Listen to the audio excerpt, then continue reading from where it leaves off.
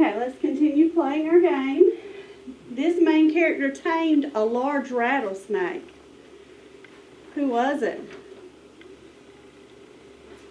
Alright, it was Pecos Bill. Alright, so in our lesson today, let me fix it back. There we go. Okay, we are still learning tall tales. I remember most of our tall tales take place in the American frontier, that land out west that had not been settled yet. There weren't towns there yet. All right, so in that time period, most people moved from place to place by covered wagon, or they rode horses, or they walked. All right, most transportation hadn't been invented. All right, now they were looking for better ways to move from place to place. We even read in Paul Bunyan, they were trying to use the rivers a lot, right? To move things up and down the river, like the Mississippi River. All right, now, new transportation systems were being invented during that time. They were learning new ways to get places faster and less expensive than the ways they were using. One form of transportation that people were using was railroads and trains. So the train was invented during this time. All right, during that time, tracks were laid by thousands of workers. Tunnels were even dug right through the mountains. See all the mountains? It was hard to lay tracks up the mountains, so they would blow away through the tunnels and just lay the tracks right through those tunnels. All right, that was very, very, very difficult work, but someone had to do it. All right, during this time, they were also inventing machines to help them do the work. Remember, if you had a machine, it would be easier and faster to do it. All right, the tall tale we're going to hear today is interesting because for more than 100 years, we didn't know if the character of John Henry was a real person. All right, for many years, people believed John Henry was fictional or make-believe. But today, many historians or people who study history now believe that he was a real person who really did lay railroad tracks. But the tall tale of John Henry stretches the truth and uses a lot of exaggeration about what really happened in real life. So let's read it and see what happens in the tall tale of John Henry.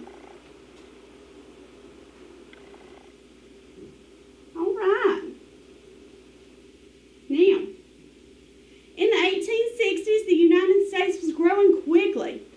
Immigrants were pouring in, and railroad companies were laying train tracks that would carry settlers west. All right, remember, train tracks were made from metal bars. All right, that were laid on the ground to let trains drive across. One of the railroad companies was called the Chesapeake and Ohio, or the C&O for short. The C&O Railroad was named for the two bodies of water it was intended to connect, the Chesapeake Bay and the East Coast, along the East Coast, and the Ohio River in the West. All right, today railroads cross the whole country. So their goal was to connect the east side of the United States with the west side. They wanted to stretch all the way across the United States. That was the railroad's goal.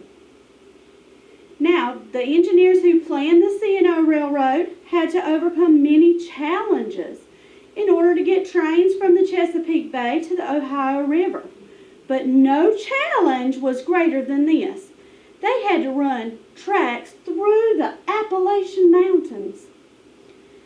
The Appalachians were like a big wall that separated the east from the west. Sometimes when the mountains were rolling, more like hills, the C&O workers were able to lay tracks over the top of them. Other times, they were able to lay tracks like zigzags around the mountains, like a snake. But some mountains were too tall to go over and too big to go around.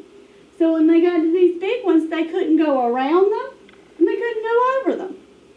And that was a problem.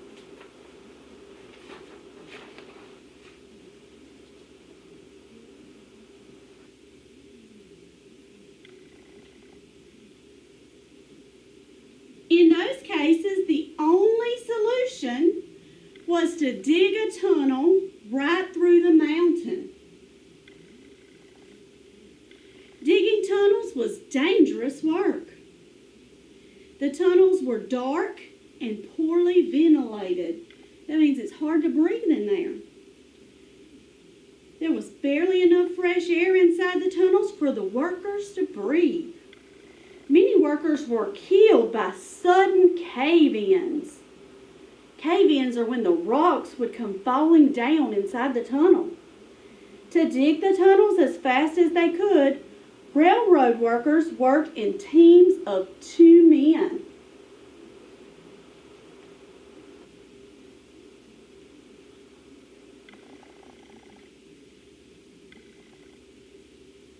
One man would crouch down and hold a steel spike. Spikes are long, thick nails used to hold railroad tracks together. The other man would hit the spike with a big hammer. The first man would twist the spike as much as he could. Then his partner would hit the spike with his hammer again. The 2 men would work together, banging and twisting, until they had driven the spike deep into the rock. Then they would pull out the spike, move to another spot, and start digging a new hole. All right, so the men would create a hole in the rock by hand without a machine. After a while, the rock would be full of holes, like a piece of Swiss cheese.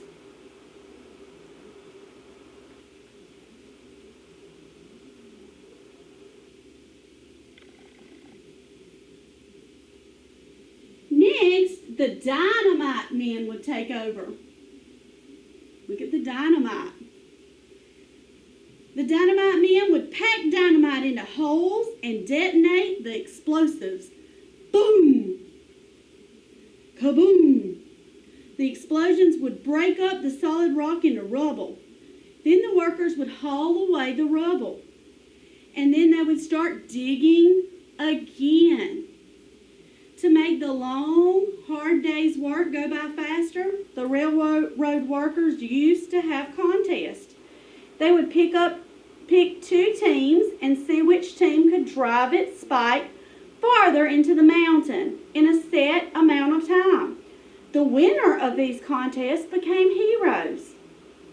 People would tell stories about these steel-driving men and their amazing feats.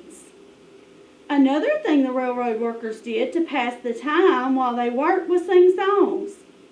Sometimes they would even sing songs about other steel-driving men. One of these steel-driving men was named John Henry. No one knew for sure where John Henry was from. Some said he was from Georgia. Some said he was from Tennessee. Others said he was a Virginia man. As it turns out, it seems likely that he had been enslaved before the Civil War. It seems he started working on the railroad sometime after the end of the Civil War. For years, people thought John Henry worked on the Big Bend Tunnel on the C&O line in West Virginia. But now we think he more likely worked on the Lewis Tunnel in Virginia. All right, let's learn about John Henry now. Now that we know about digging a tunnel.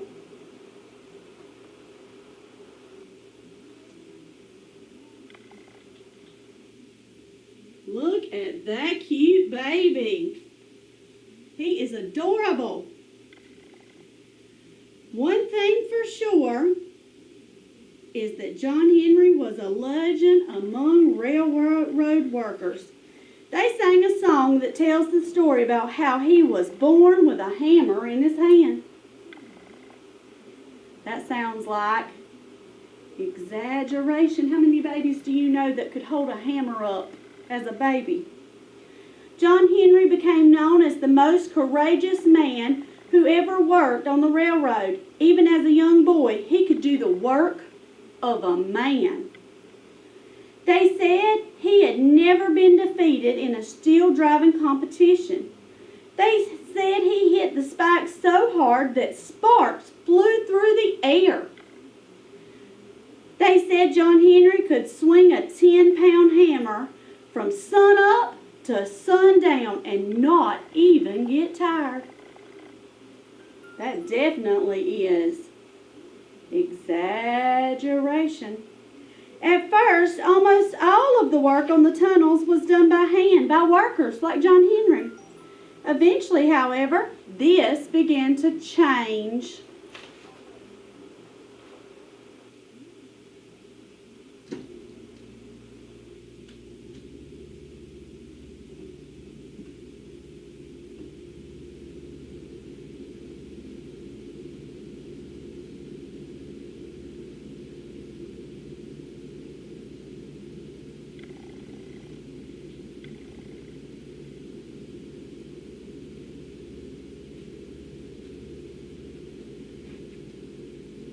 People invented machines that could do some of the work.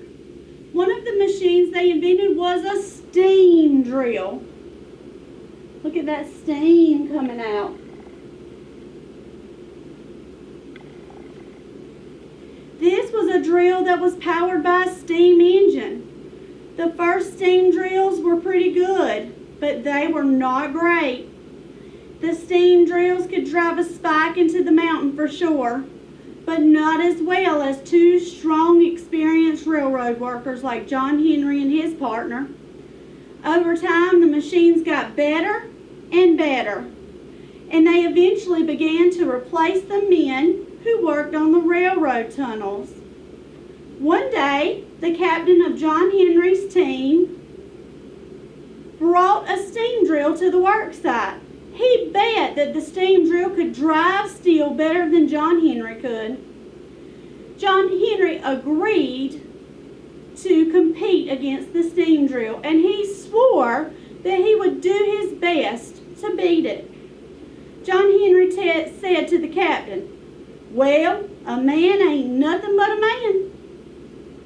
But before I let this steam drill beat me down, I'll die with a hammer in my hand.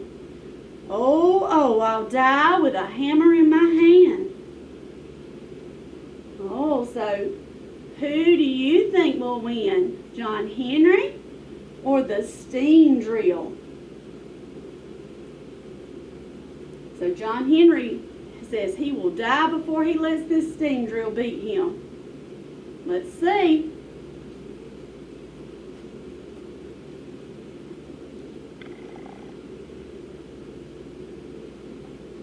One of the bosses blew a whistle. John Henry went to work, driving steel the old-fashioned way, with a hammer and a spike. The captain started up the steam drill. It rattled away beside John Henry, belching steam and bamming away at the mountain. The man and the machine worked side by side for several hours. Then the boss blew his whistle again. The boss took measurements, and then they announced the results. Who do you think will win? John Henry or the steam drill? All right, let's see. John Henry had driven his spike a total of 15 feet into the mountain. And the steam drill? It had only drilled 9 feet. So, if John Henry dug 15 feet and the steam drill dug 9 feet, who dug farther? John Henry did. Yes. John Henry had won. He had beaten the steam drill. Now, the man that invented the steam drill, he thought he was mighty fine. But John Henry drove his 15 feet, and the steam drill only made 9. Oh, the steam drill only made 9. Now, let's see what happens.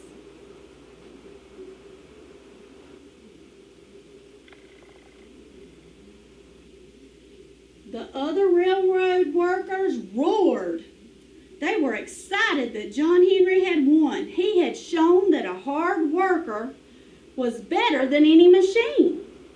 But John Henry himself was in no condition to celebrate. He had worked so hard that he suffered a heart attack. John Henry hammered in the mountains, and his hammer was striking fire. Well, he hammered so hard that it broke his poor heart, and he laid down his hammer and he died. Oh, he laid down his hammer and he died. Now, this is part of a song about John Henry.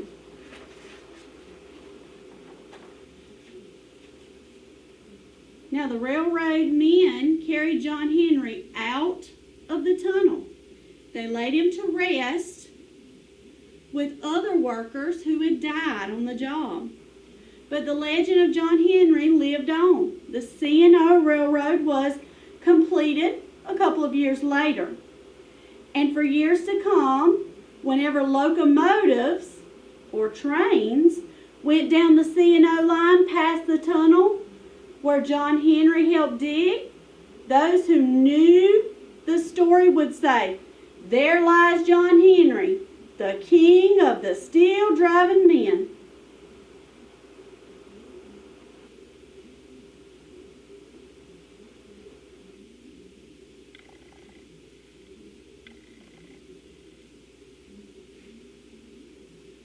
Alright, so let's see what the song says now. They took John Henry down the tunnel, and they buried him in the sand.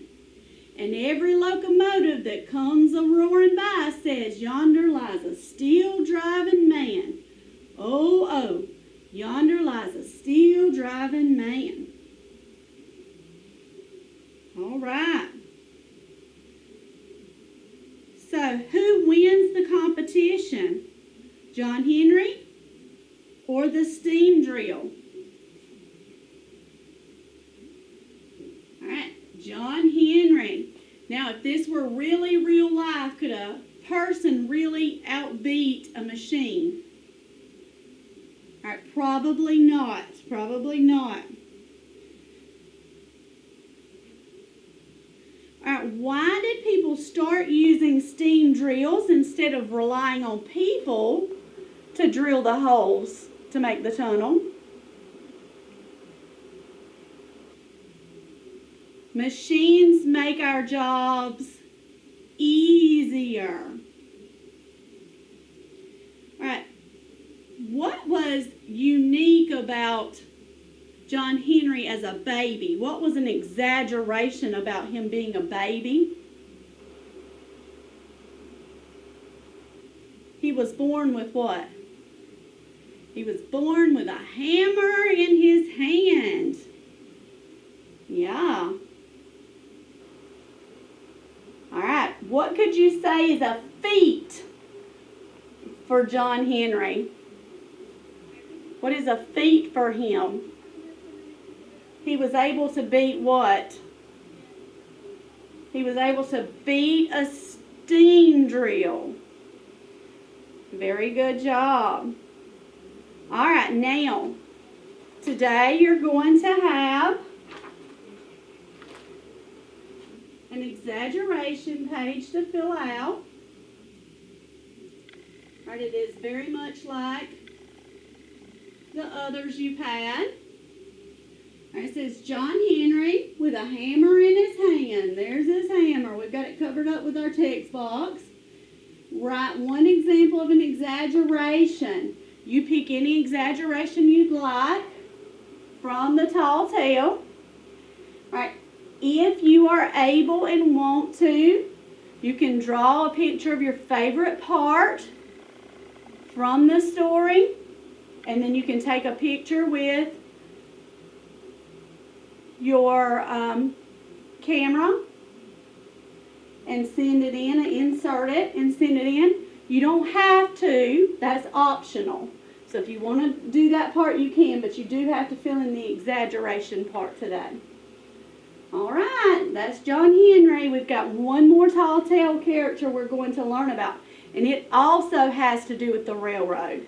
John Henry is a railroad worker. The one we're going to learn about tomorrow is an engineer, drives a train.